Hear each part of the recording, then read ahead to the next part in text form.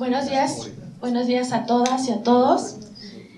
Mi nombre es Janet Hernández, les doy la bienvenida a esta mesa séptima, más allá de las fronteras, migración, identidades híbridas y población fluctuante.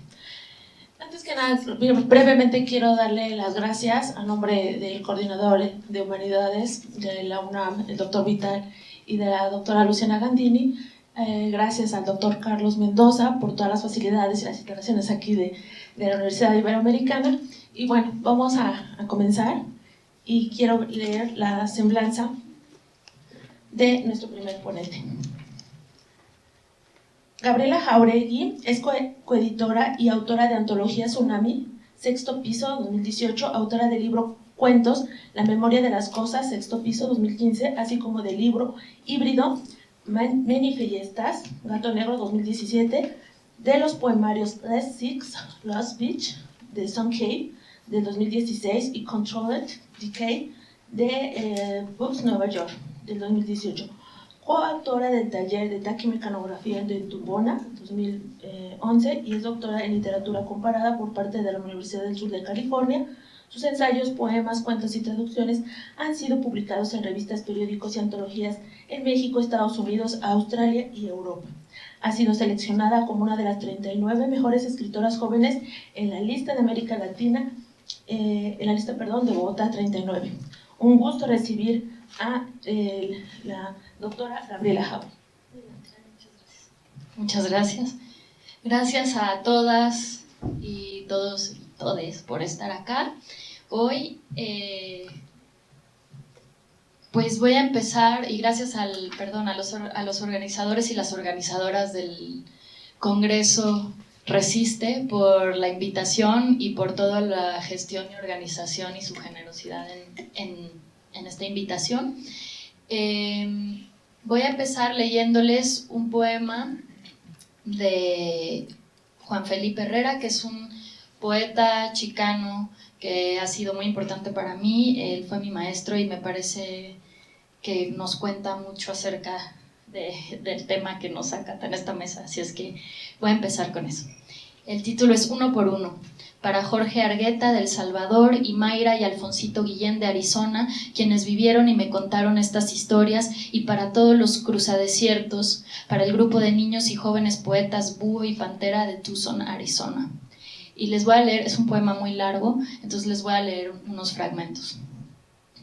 Uno por uno, dos por dos, cabalgaron a través de las nubes y las flores, a través de las milpas negras y arenas desganadas, un esposo, una mujer, dos de 14 años, uno con mochila de tule azul, otro con un saco de limones y pan duro, descalzos con sábanas hechas 8, para soñar los ríos hechos 1, para alzar los brazos hacia el cielo, para dormir abiertos en la tabla y los números de la noche, espinas violetas y tigres tiniebla, y tigres sin lengua. Vino Mayra, vino Alfonsito, vino la abuelita doña Soria de Atizapán, 2 y 1, 3 y 2, 1 y ninguno, aunque tenían nombres como Lalo y Lupe y Pepe y Araceli, nombres sin letras ni estrellas. Mejor aún, no eran nadie, decía el viento, nadie, decía el río. Eres como yo, dijo el agua amarilla verde, eres transparente, fugaz, subes, bajas, apareces y te desvaneces entre los otros,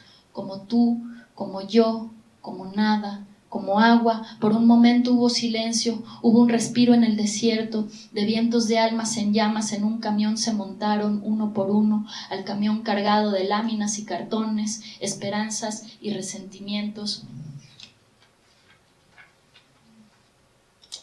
Se escaparon uno por uno, dos por dos. Eras Jorge, eras Margarita, eras Vicente y Florencio, eras alma y esperanza, una esposa, un joven solo, con los ojos hinchados, con grietas en los labios, la garganta cerrada, las piernas arañadas, sin planeta, sin estación. Era verano, era todo el tiempo de pizca, era verano eterno, candente, tiempo sin tiempo de resucitar como gigantes para regresar al sur un día. Así se fueron, uno por uno, dos por dos, eran 14, eran 6, sin agua, sin pan, sin nombre, sin licencia, sin papeles, sin cartera, sin estrellas, un camión de sombras y jinetes, unos arrastrados debajo, otros atrás, otros más abajo, otras en la cajuela, otros con la espalda contra el motor, quemándose la piel, ardiendo y gritando, derritiéndose gota a gota, brazo por brazo, pero nadie los oía, nadie se daba cuenta, solo las llantas chillando, solo los filamentos cromados de los metales raspando el asfalto hacia el norte, solo la noche.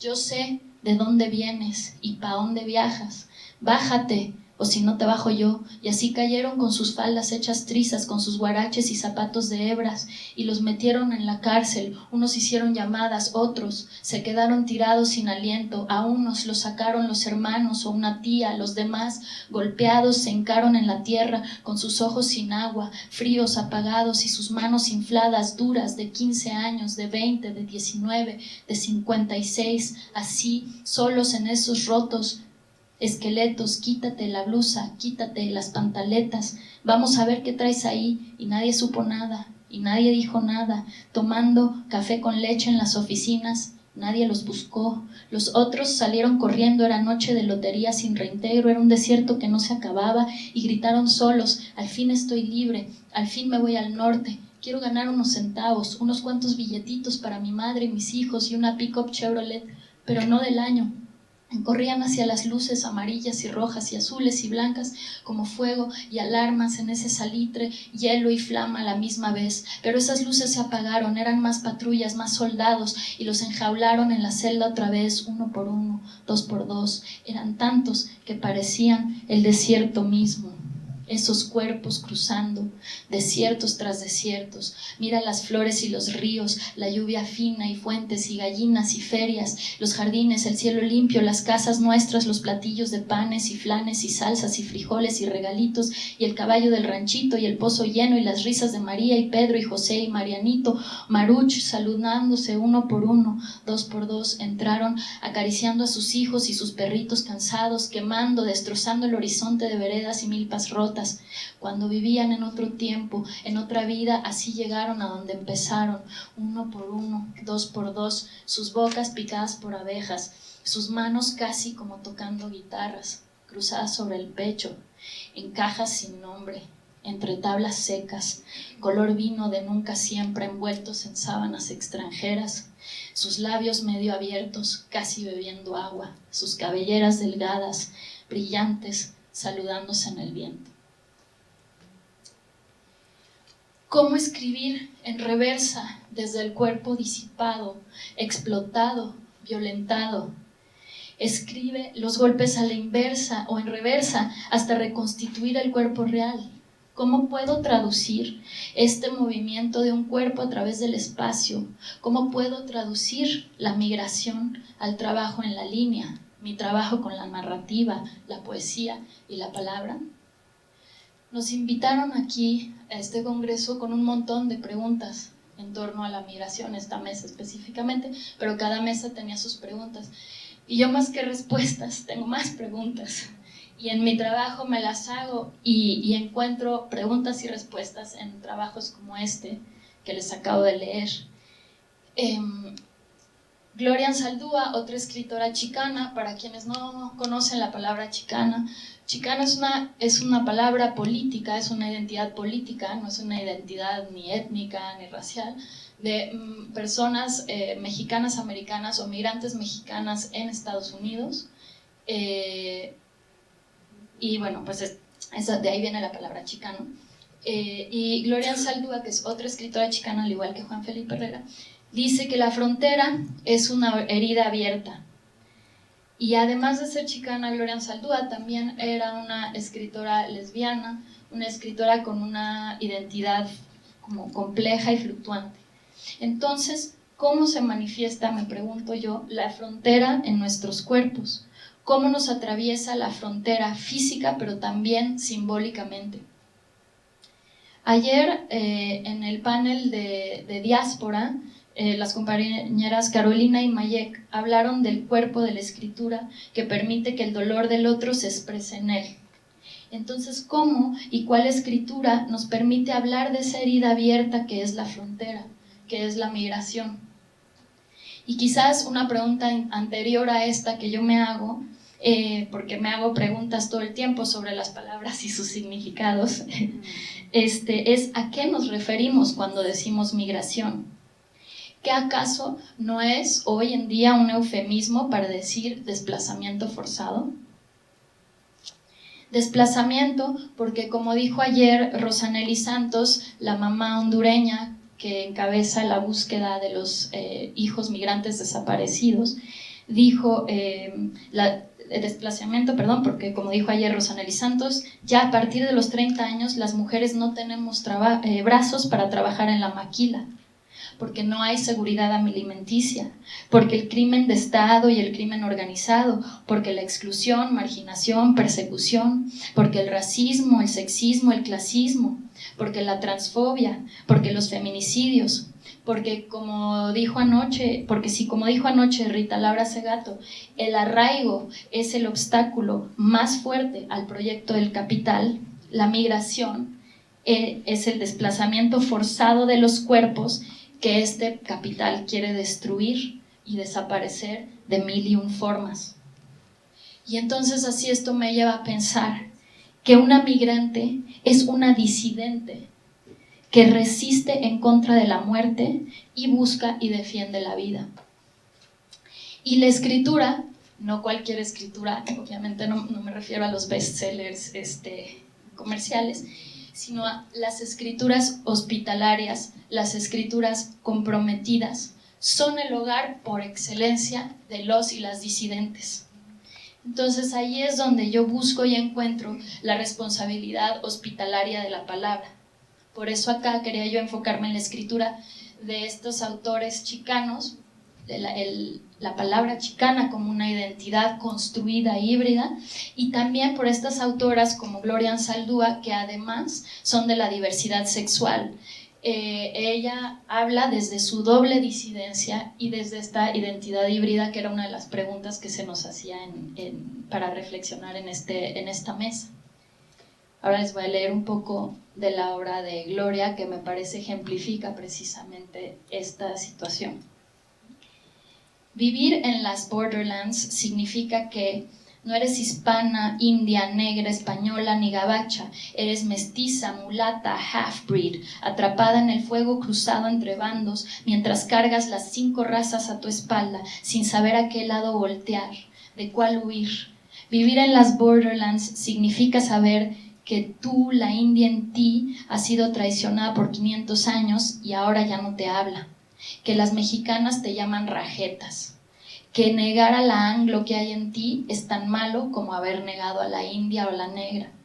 Cuando vives en las Borderlands, la gente te pasa de largo, el viento se roba tu voz, eres burra, güey, chivo expiatorio, precursora de una raza nueva, mitad y mitad, hombre y mujer, ninguno de los dos, un nuevo género.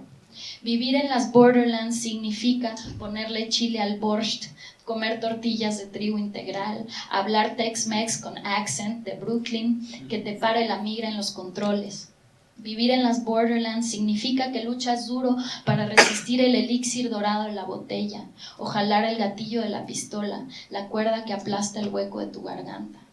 En las Borderlands tú eres el campo de batalla, donde los enemigos son familia, eres una extraña en tu propia casa, los conflictos se han solucionado, pero el rebote de los disparos ha roto la tregua.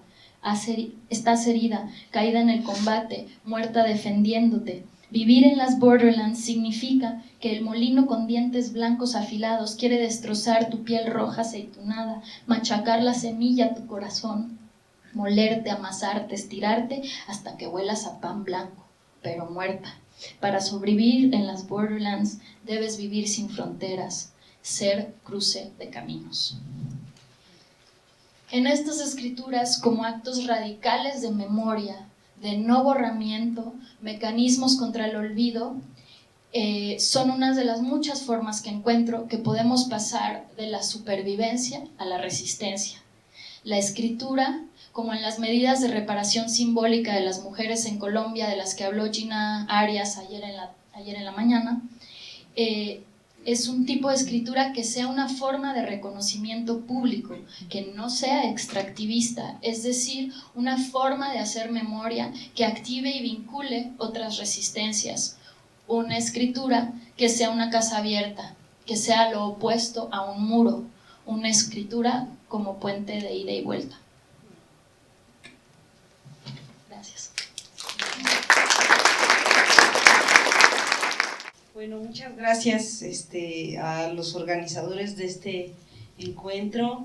Muchas gracias a todas ustedes y a todos por estar aquí. Muchas gracias a mis compañeros porque me han conmovido mucho las ponencias. Yo traje un trabajo que se llama Un feminismo para comprender los éxodos humanos, un feminismo para abrazar las fugas de quienes buscan preservar la vida.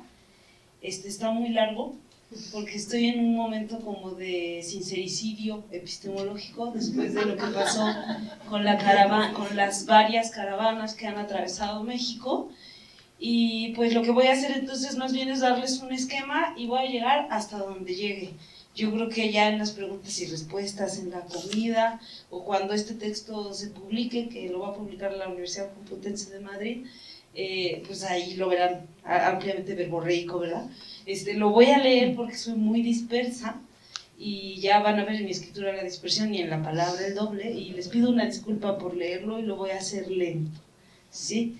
Bueno, el trabajo, voy a empezar por las conclusiones. En la primera caravana de octubre, una niña nació en el sur-sureste del vientre de una compañera catracha, de una compañera hondureña, y la compañera le puso a la nena Guadalupe. Después nacieron muchas más, hay colectivos que han acompañado a las mujeres caravaneras que han parido en el territorio mexicano, que un colectivo muy entrañable se llama Las Banders, pero yo le dediqué esta ponencia y estoy pensando, traduciendo lo que pensamos con la caravana a Lupita, porque tengo la esperanza de que cuando vaya a la universidad y se tope con una profesora o un grupo de profesoras chicano-catrachas, pueda escribir ella, ya grande, digamos, y ya que su mamá haya acomodado el trauma de caminar por este país frontera, la caravana. Porque yo también, como Gabriela, pienso que, aunque no lo querramos, las académicas hacemos extractivismo biográfico, y quienes tienen que decir sus luchas son quienes las luchan. La lucha es de quien la performa, ¿no? Entonces, más que contarles la caravana, porque eso yo creo que vamos a tardar, también porque son eventos muy traumáticos y luchas muy complejas que van a llevar sus años. Es un acontecimiento, diría Rancière, ¿verdad? Pero yo termino el trabajo diciendo que ya Lupita lo contará cuando vaya a la universidad y elija la carrera que quiera elegir, porque pasaron, se entregaron, fueron acreedoras bueno, traen un grillete la mamá, en fin, lo dicen, pero ahorita lo voy a contar. Pero estoy segura que Lupita va a ir a la universidad y que su mamá consiguió el objetivo político que perseguía, que era que su hija tuviera el derecho a una vida vivible, ¿no? Y digo que para mí la mamá de Lupita y las, pues en promedio 10,000 compañeras caravaneras que desde octubre a ahora, digo lo mismo por las bebés, las niñas, las mujeres y las ancianas que hemos visto pasar por este país en forma de caravaneras, están dando cabal cumplimiento a un acuerdo al que llegamos las mujeres hace año y medio en el encuentro de las mujeres que luchan en territorio zapatista, en donde después de una suma de grillas que no voy a resumir, pues acordamos seguir vivas, acordamos mantenernos con vida. Y yo creo que Lupita y su mamá y las caravaneras están dando cabal cumplimiento al acuerdo al que llegamos con las zapatistas al organizarse en caravana y migrar. Y también producto un poco, les comparto que está bien interesante este encuentro, porque además de la devolución que nos va a hacer ahora aquí el compañero desde una perspectiva teológica, tuvimos diálogos previos, y entonces nos desafiamos entre todos a hacer esto que Michelle ya hizo de una autoetnografía, que sí voy a leer. Después voy a compartir lo que para mí como investigadora de las migraciones fue la caravana, y finalmente, qué es lo que les digo que es mi sincericidio, que estoy realmente como intentando hacer un activismo epistemológico en torno a pensar qué carajo es la caravana. Si es una rebelión a la manera de Silvia Federici y las revueltas heréticas que se opusieron antes de la Casa de Brujas a la transición epocal del feudalismo al capitalismo con el autogobierno de las mujeres y su cuerpo y su sexualidad, si se parece a esa figura de rebelión o si en realidad es un movimiento social de los del novísimo tipo que teorizan todos los francos y los anglos, ¿no? Que hablan más de movimientos que parten de la identidad, de la autoadscripción, o si es una insurgencia, como diría Raquel Gutiérrez en su texto de los ritmos del Pachacutic, que tradujo el reventón de la discoteca posmoderna de las multitudes en el norte, al tiempo político de los indios que asaltaron durante el indianismo, pues América del Sur, o si más bien es un acontecimiento político a la manera de Jacques Rancière, que es un trabajo en el que estoy hipotetizando con mi amigo Amador, que está en una mesa aquí enfrente y ya no nos oímos, Amador Fernández Sabater. ¿Qué es la caravana? Para mí la caravana es ante todo un ejercicio de autodefensa migrante. Es una rebelión de las víctimas del Plan Frontera Sur. Es una estrategia de vida porque al migrar, al fugarse, las compañeras están buscando el derecho a poder seguir vivas y para mí por eso ya son un movimiento, pero no es suficiente decir que ya son un movimiento. Ellas hicieron la caravana, ellas llegaron al norte, ellas están sobreviviendo en el confín tijuanense y a nosotras yo creo que nos toca, como dice Gaby, pues dar una densidad analítica a esas luchas, pensarlas desde el lugar que somos, pues burocracia, yo no, Gaby no, yo sí, burocracia de la migración en el ámbito de los estudios migratorios, ¿no? Entonces, pues y con eso terminaría, yo creo que no me va a dar tiempo, por eso ya adelanté las conclusiones y voy a comenzar con la autoetnografía. Porque sí me parece bien importante situar desde dónde partimos, ¿no? Y mi abuela fue india que se desplazó caminando a los 7 años desde Nopalucan, Puebla, a la capital del estado, para fugarse de la violencia de un padastro y la miseria del campo mexicano previo a la Revolución Zapatista de 1910. En Puebla capital, Ascensión Parradauta, mi abuela Chonita, trabajó desde su infancia en una fonda donde aprendió a cocinar ricos manjares que nos preparaba cotidianamente a sus nietas, ya cuando había conseguido formar a sus hijas como profesionales décadas más tarde. Además de manjares, mi abuela Chonita nos heredó sus historias de explotación y racismo, de pasión por la lectura prohibida a las indias de su tiempo, pero que ella practicaba con disciplina férrea desde que aprendió a leer. De ahí que me interesen las migraciones, que me indigne la miseria y la violencia que ocasionan las fugas de miles de familias y que hoy me duele el desplazamiento forzado de los pueblos de Mesoamérica hacia el norte del continente. Investigo las migraciones desde que me desplacé de México a España para estudiar un doctorado, como pretexto de un autoexilio para pensar mi realidad, la del foxismo neoliberal que sustituyó a la dictadura perfecta, el PRI, en el México del principio del siglo XXI. Fue gracias a habitar un cuerpo migrante en una metrópoli racista, en Barcelona, que además de descubrir el privilegio epistemológico de vivir la migración, me comprometí a hacer de las luchas migrantes no solo el objeto de mi reflexión teórica como socióloga, sino que desde entonces tomo parte de luchas antirracistas para defender el derecho que tienen los migrantes a pertenecer social y políticamente a las comunidades donde migraron, en las que se atoraron o a las que fueron deportadas. Por eso, desde el año 2001 y hasta la fecha he investigado las migraciones, el desplazamiento forzado, la deportación y el exilio, siempre realizando una etnografía de largo aliento, participando primero en las luchas de los migrantes en España, caminar que me llevó de periodista que freelanceaba para diarios mexicanos a miembro activo de asambleas migrantes, que nos encerrábamos en iglesias, en edificios gubernamentales, hacíamos huelgas de hambre y de sed, y un activismo cotidiano, lo mismo dando clases de castellano a los compañeros zurdos, punjabis de Pakistán o amasigues de Marruecos, que serían como mixtecos de México. que organizando manifestaciones, charlas. En 2008 volví a México, al de la guerra que nos declararon el gobierno de Felipe Calderón y los cárteles de la droga a todos, pero sobre todo a las mexicanas. Desde entonces acompaño biografiando las luchas de organizaciones de migrantes o de colectivos que practican la hospitalidad radical para centroamericanas que se fugan de la miseria y la violencia o del ecocidio, como hace más de 100 años lo hizo mi abuelita Chonita. En octubre de 2008, mientras la guerra en México seguía su curso, vi caminar por las calles en las que transitamos mis hijos y yo la vida cotidiana a otras familias como la mía. Iban a pie, con los bebés enganchados a las tetas, niñas en carriolas. Era la que llamaron caravana migrante. Presencié el desplazamiento de casi 20,000 personas y sumamos todas las caravanas que desde octubre ahora han pasado hasta que la cuarta T separó familias, deportó el caliente y masivamente desde febrero de este año que está ejerciendo una violencia contra las caravanas. Participé como madre, como intérprete, como exmigrante del abrazo raquítico y colectivo radical que quienes vivimos en este país fronteral les ofrecimos a los desplazados del terror y el neoliberalismo.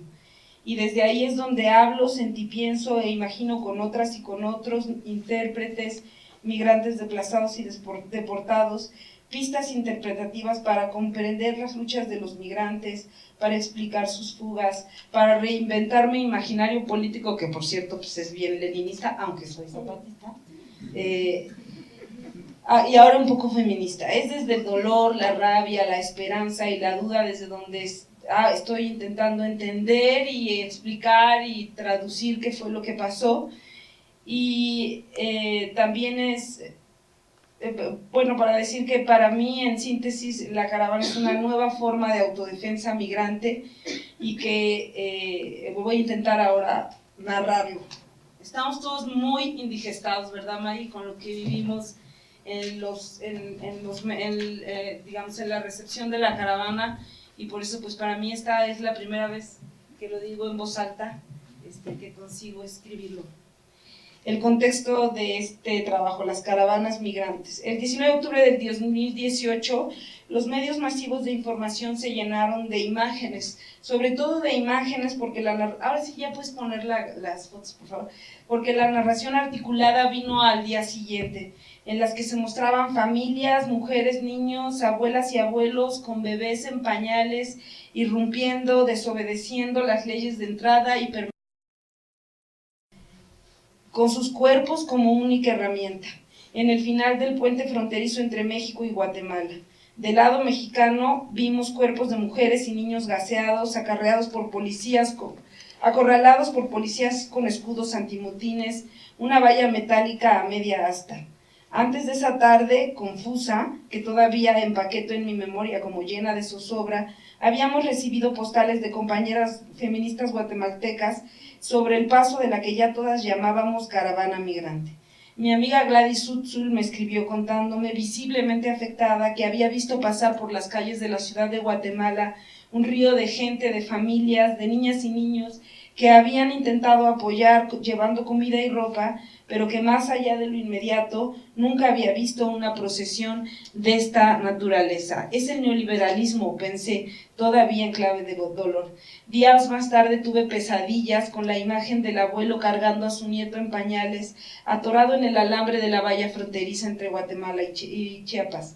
Ese hombre, pensé por horas, tenía el mismo rostro que los cirios que ilustraban las notas que recién había leído sobre el cierre de fronteras de la vieja Europa unos meses atrás antes de la caravana. La caravana era novedosa por la masividad de los grupos, pero también por su composición fuertemente feminizada y por la presencia de niños y niñas que llamamos, una jerga que no voy a decir. Los primeros días de esa caravana de octubre, los reportes eran confusos. Unos decían que eran 7,000, los reporteros nos compartían balances de funcionarios de protección civil que señalaban incluso 9,000 personas ya agrupadas y autoadscritas como caravaneros, cifras que rondaban entre el 35 y 40% de mujeres y un 20% de niñas y niños. Los caravaneros dormían en plazas centrales de pueblos y ciudades que atravesaban. Algunos de esos pueblos, incluso, nos contó, por ejemplo, una mujer de un pueblo, no llegaban a ser tantos pobladores como los caravaneros que venían en la caravana. Y verlos entrar a sus zócalos, ver niños durmiendo a la intemperie, les impresionó como pocas cosas a los chiapanecos de esos pueblos fronterizos. Todo era confuso, todo se atoraba en la garganta, pero por fin parecía las víctimas del Plan Frontera Sur se habían rebelado contra la violencia infringida contra los migrantes. La primera semana de su tránsito por México, el 24 de octubre del 2018, en el municipio de Huixtla, en Chiapas, estas fotos son de periodistas, unas son de Carni Pindado, que es una fotógrafa feminista que fotografía a mujeres, lo cual, aunque parezca absurdo, es muy raro. Y de Javier García es la segunda parte, que es un fotógrafo de periodistas de a pie. La periodista Ángeles Mariscal, de Periodistas de a pie, reportó con un video que probaba el hecho que los caravaneros fueron rociados con insecticida mientras dormían en las calles centrales del pueblo por órdenes del presidente municipal. Ese ejercicio que llamaron de cerco sanitario se aplicó por igual a varones que a mujeres, que a bebés y niños, durmiendo todos a la intemperie. Las imágenes captadas por el equipo de periodistas eran familias enteras rociadas en plena noche. A mí me recordó las salas del Museo del Holocausto, sí, era el Museo del Holocausto, ¿cómo se llama? Que visité en Ámsterdam, como buena burócrata de la migración, ando por el mundo, ¿verdad?, con mi pasaporte hablando de migración, años antes. No pude evitar comparar las imágenes de las familias del éxodo con las de los judíos que sobrevivieron a los campos de exterminio nazis y que regresaron a la que fuera su ciudad, donde estaban sus propiedades y sus recuerdos, y en la que a la entrada de la ciudad fueron rociados con DDT. En el pie de foto de ese museo en Ámsterdam leí que hubo sobrevivientes que murieron por paros cardíacos. De susto traduje en mi cabeza, al descubrir que los volvían a rociar como en el campo de exterminio nazi del que consiguieron salir vivos.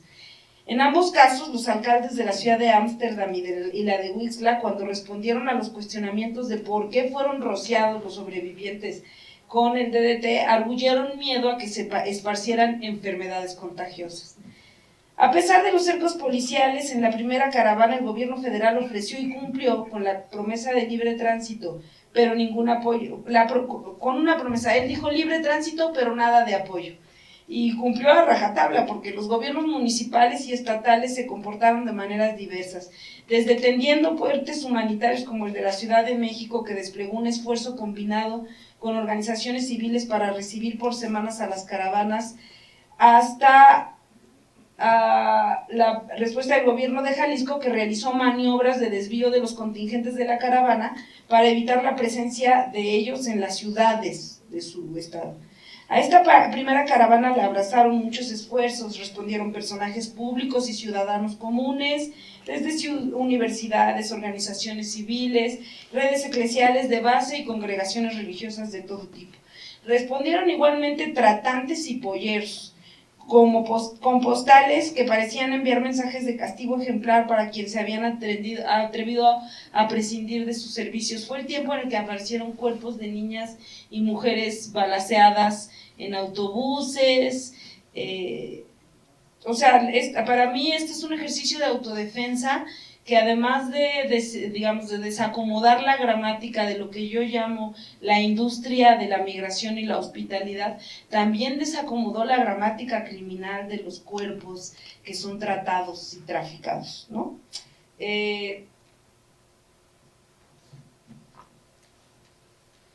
Y es que los caravaneros, definitivamente desafiaron la gramática de la multitud, diría Virno, que se desplaza, de la multitud que se desplaza. Porque si bien eran decenas de miles transitando a plenas luces del día, la verdad es que representan un mínimo volumen en relación al 500,000 de intentos de gente que intenta llegar a Estados Unidos. Hemos sumado, contando entre todos los que ayudamos, no llegaban a 50,000 personas la caravana, no era ni un 10% pero la manera de caminar, de hacerlo así, digamos, a pleno día, y de utilizar las carreteras que el neoliberalismo tendió para hacer extractivismo y expoliar nuestros recursos, y que tomaron los narcos para gobernar, digamos, nuestros pueblos, pues ellos las caminaban, ¿verdad?, en plena y abierta desobediencia. En esta primera caravana, además, desordenaron los caravaneros desordenaron los imaginarios de la migración. Pero en algunos casos, ¿cuánto tiempo me falta? Ya se me acabó. Les voy a decir lo que sería rápidamente.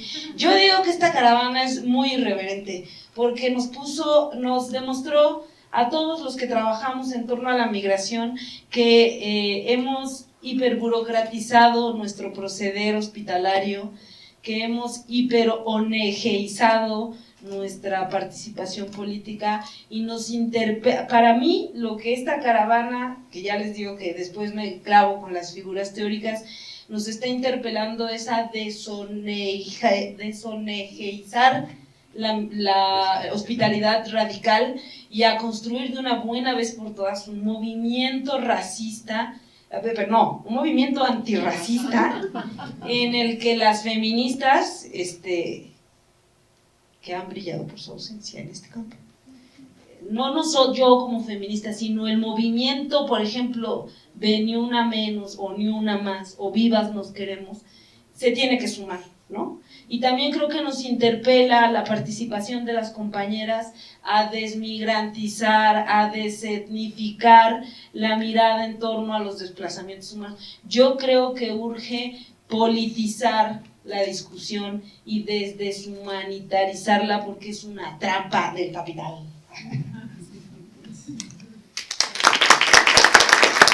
Muchas gracias a la doctora Mariela.